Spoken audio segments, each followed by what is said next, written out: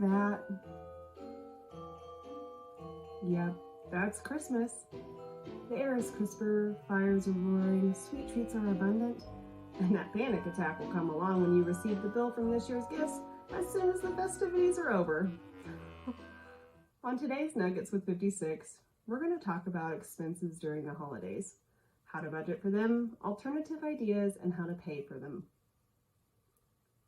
We all know how stressful the holidays can be, and we want to try and make each person in our lives happy by gifting them gift cards, trips, toys, cars, and all the things they ask for.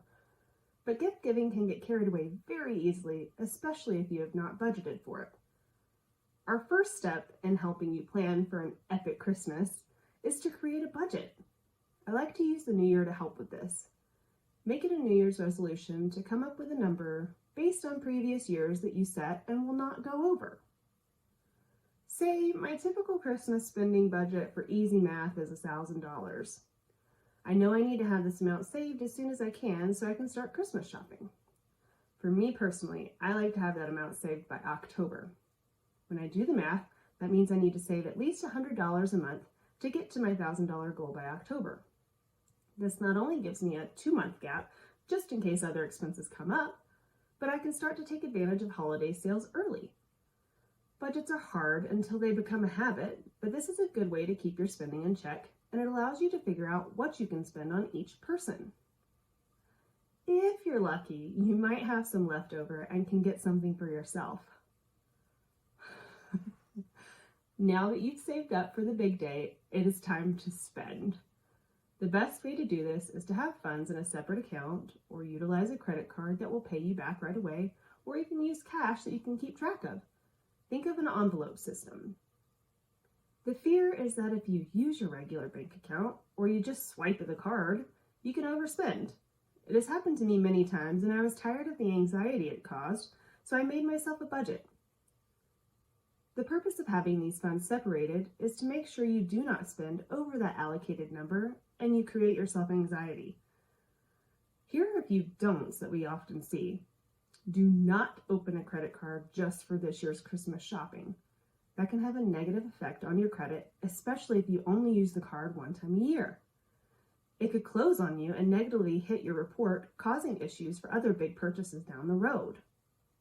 Do not take out more than you allocated for your budget.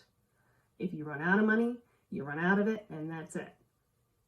Do not use the credit card to get points and then not pay it off right away. We always encourage points only if you can pay off the balance right away. In this case, you've budgeted for it, so you should be able to pay it off and not rack up any interest. I use the phrase, don't go into debt to make someone smile for a day if it costs you more than you have. After everyone's opened their gifts and thanked you endlessly, it's time to assess how it went. Did you stick to your budget? Have you paid off the card you used? Did you feel that the number you chose was not enough? Or was it too much? If it was not enough, go ahead and get a jump start and determine the amount you need to save for next year. The most important takeaway from this assessment is to make sure you stick to your own word and did not put your financial situation in jeopardy for a short-term gain. Here are a few nuggets that go outside of the normal gift giving that you can think about. For those of you with big families, make it a conversation. Talk with your spouse or significant other and make sure you agree on how much will be spent on each family member. If you do big family gifts, set like $20 limits or buy gifts for only children. We have seen large families that pick which family in the group they can buy for that each year.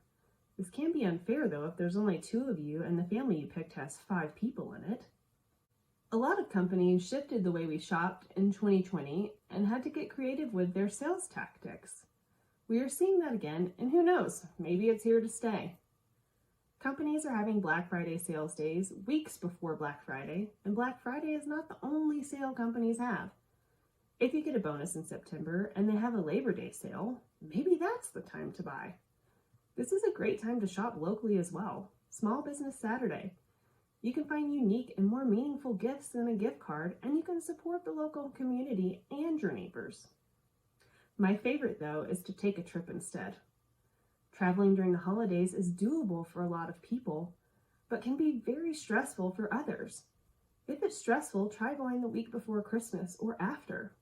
Experiences, though, can create more than what a gift could by giving you everlasting memories. It can even sometimes be cheaper depending on the trip. You can do a donation to a cause that the recipient cares about. For instance, the American Heart Association, ASPCA Toys for Tots, or the American Cancer Society.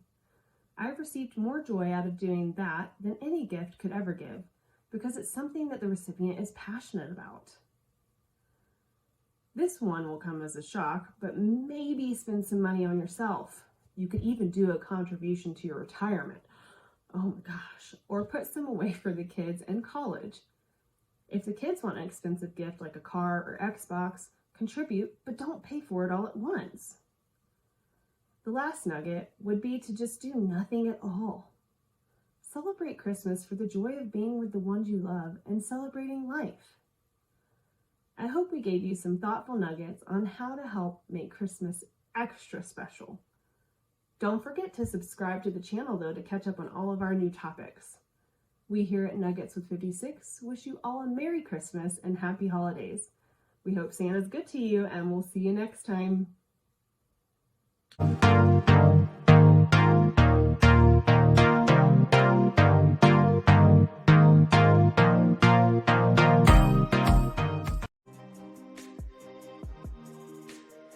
Or natural. Stop. Okie dokie. Artichoke. Oh gosh, that's wrong.